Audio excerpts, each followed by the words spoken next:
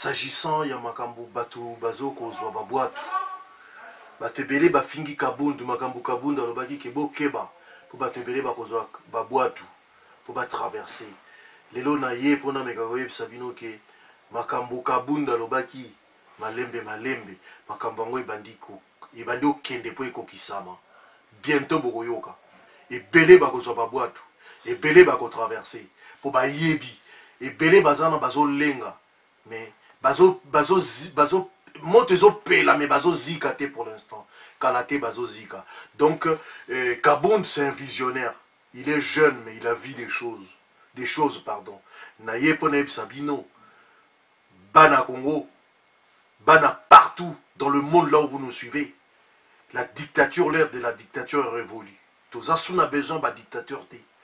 Nous sommes en train de voir comme en Guinée équatoriale un président, soi-disant, un opposant qui a fait 20 ans au pouvoir, et pardon à l'opposition, et qui est arrivé au pouvoir maintenant, soi-disant il est passé partout en Europe, dans les capitales européennes, il a dit, je ne vais pas me présenter, moi 2 mandats ça suffit, pourquoi attendre la fin, ou à 1 an de la fin du mandat pour chercher à changer la constitution?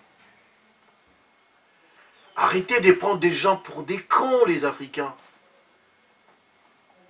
Vous devez arrêter, monsieur le président. Nos présidents à nous. Arrêtez. Vous allez bien remarquer. Les gens qui sont en train d'enfoncer l'Afrique, ce sont les intellectuels.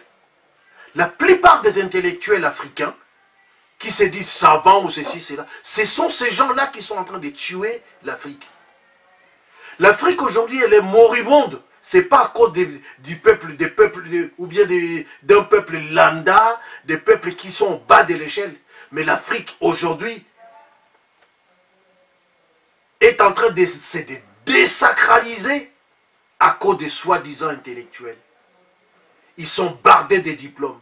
Il y a des doctorants, il y a des enseignants, des professeurs d'université.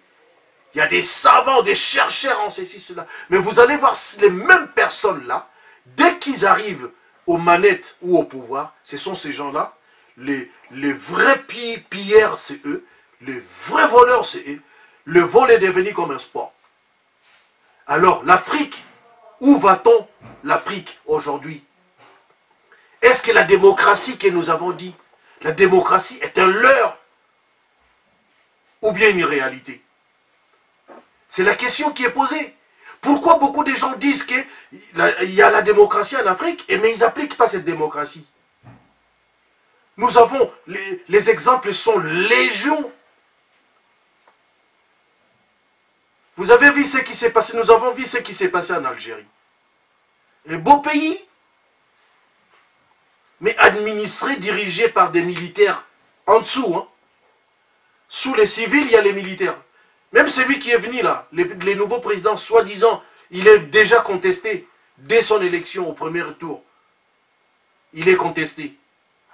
Vous dire que l'Afrique, les gens qui se disent intellectuels, ce sont les mêmes gens qui sont en train de fossoyer, de creuser de fosses, de tombes pour mettre l'Afrique dedans.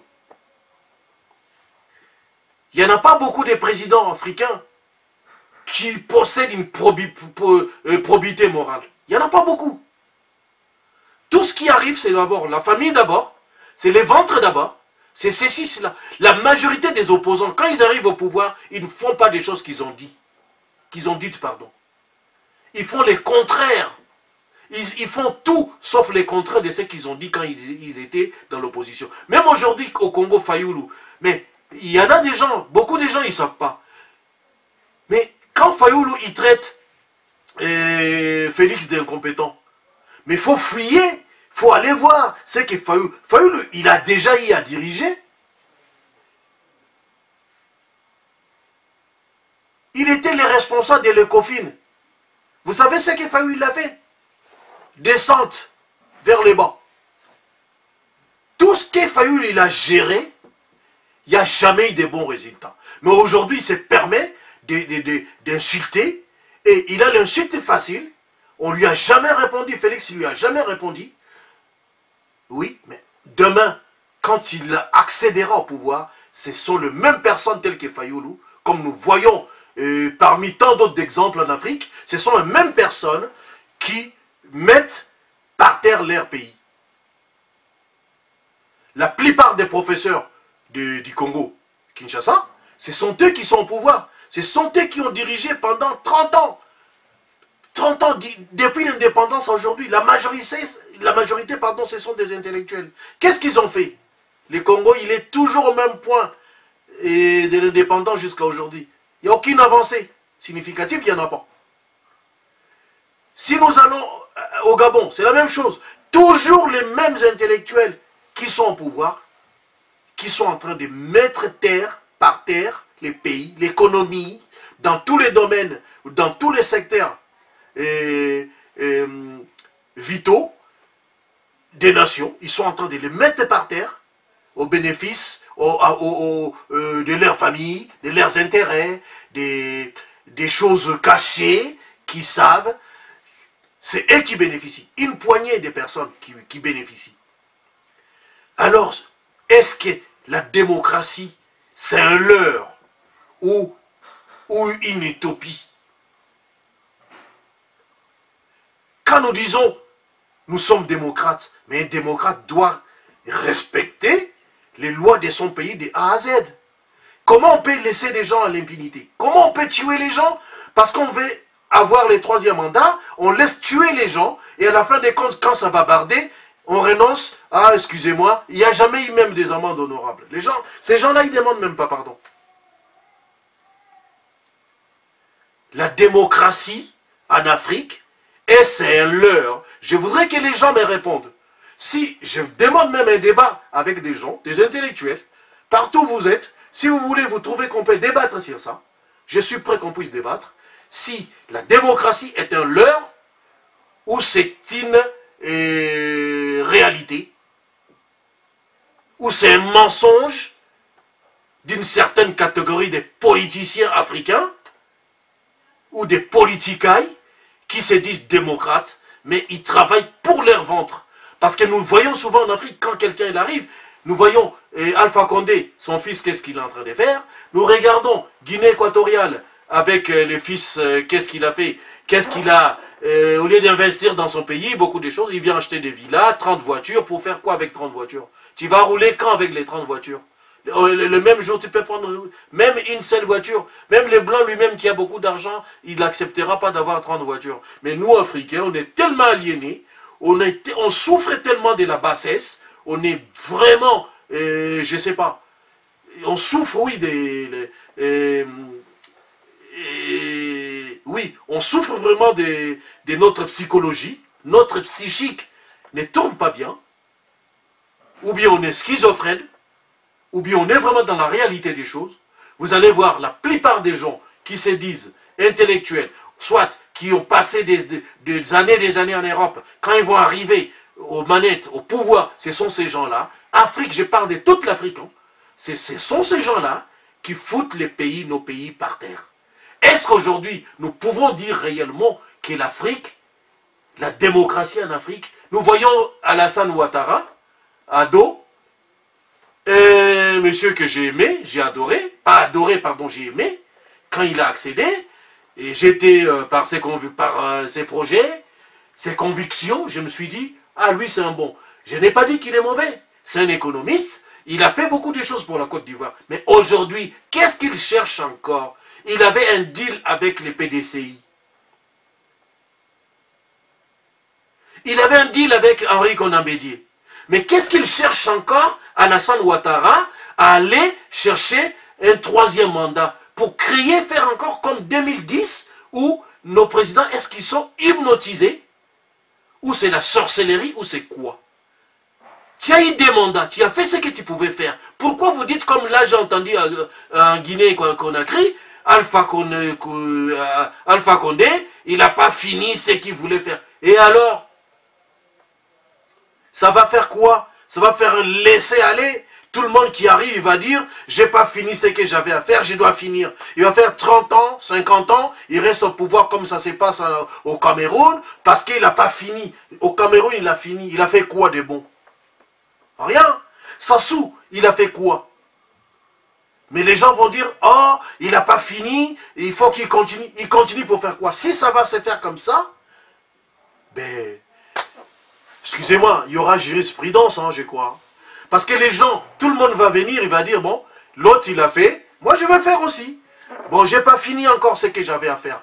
Arrêtons les Africains à soutenir des gens comme ça. J'entends mes frères africains sur Afrique numéro 1, excusez-moi, je fais pas de la publicité, c'est une média africaine que les gens suivent beaucoup.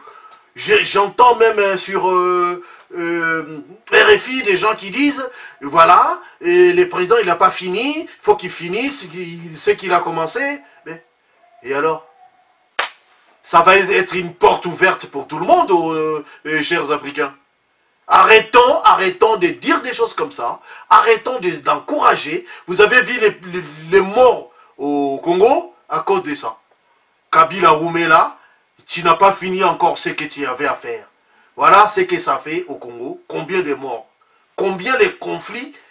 Depuis Kabila il était là, il n'a jamais, c'est vrai, il a des complices. Lui-même il est complice dans tout ça. Mais voyez les résultats. De dire, je n'ai pas fini encore ce que j'avais à faire. Et si tu meurs aujourd'hui, tu vas le faire quand? Tu vas le faire à la tombe? Non. Donc arrêtons de dire ça. Quand nous disons la démocratie, acceptons la démocratie telle qu'elle est. La démocratie, le pouvoir émane du peuple.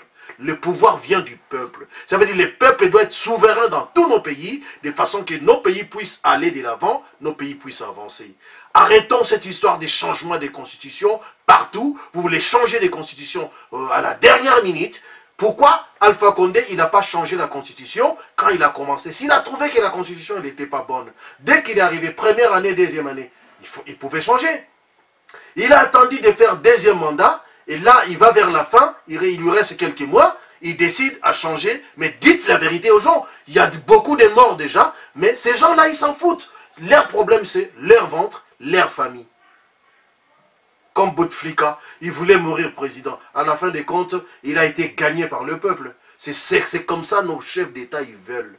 Ils ne veulent pas finir le pouvoir comme au Sénégal. Chapeau quand même au Sénégal. Quand on parle d'alternance, Congolais arrêtez, parce que l'alternance, ça se passe au Sénégal, hein. Ça se passe au Ghana, ça se passe au Mozambique, ça se passe... et bon, j'en passe, il y a beaucoup de pays où on peut... C'est vrai, il n'y en a pas beaucoup. Mais comme au Cap-Vert, il y a l'alternance, mais ils n'ont pas fait des fêtes pour ça. Mais tout ce qui est la chose que nous devons savoir, la démocratie ne peut pas être un leurre. La démocratie ne peut pas être une utopie. La démocratie ne peut pas être une tromperie d'une poignée des intellectuels, d'une poignée de personnes qui sont venus pour fossoyer, pour mettre les pays dans le fosse. Soit on est démocrate, soit on ne l'est pas. Quand on choisit de faire la politique, un politicien doit savoir servir d'abord et non se servir. Or, aujourd'hui, en Afrique, c'est les contrats qui se font. Nous voyons les chefs d'État qui se servent, qui font vraiment tout ce qu'ils veulent. Leurs enfants ils roulent carrosse. Leurs familles, ils ont combien de bureaux, des femmes. Parce qu'ils veulent mourir comme chef d'État. Ils veulent mourir ministre. Ils veulent pousser les présidents à faire beaucoup de mandats parce que eux, derrière, ils vont profiter. Alors arrêtez. La question aujourd'hui est de savoir, j'attends vos réponses. Est-ce la démocratie est un leurre ou une réalité en Afrique? Vraiment, réfléchissons beaucoup. Je demande aux intellectuels africains de réfléchir sur ça. Vous avez été à l'école. Vous avez appris des choses plus que nous. Nous, peut-être, on s'est arrêté à la maternelle. Mais vous qui avez la chance de diriger, de faire des projets pour les pays, si vous êtes là, c'est pour servir d'abord vos concitoyens et vous allez gagner après. Parce que quand vous travaillez bien, sachez que vous aurez une récompense d'une façon ou d'une autre. Si ce n'est même pas vous, même vos enfants seront récompensés. Même dans la Bible, nous avons vu. Dans la parole de Dieu, nous avons vu. Nous avons vu l'histoire de Jonathan. Nous avons vu les fils de Jonathan avec les rois David. C'est tout le bien que Jonathan il avait fait pendant que son père était, Saoul, il était au pouvoir. Tout ce qu'il voulait faire à David, à la fin des comptes, qui c'est qui a engrangé les bénéfices? C'est Jonathan, c'est les fils de Jonathan Mephibosheth. C'est lui qui était vraiment oublié de tous. Un infirme, il n'approcha, personne ne pouvait l'approcher. Mais quand David il est arrivé, il s'est souvenu des bienfaits. Nous voyons même dans Mardoché, qu'est-ce qu'il a fait?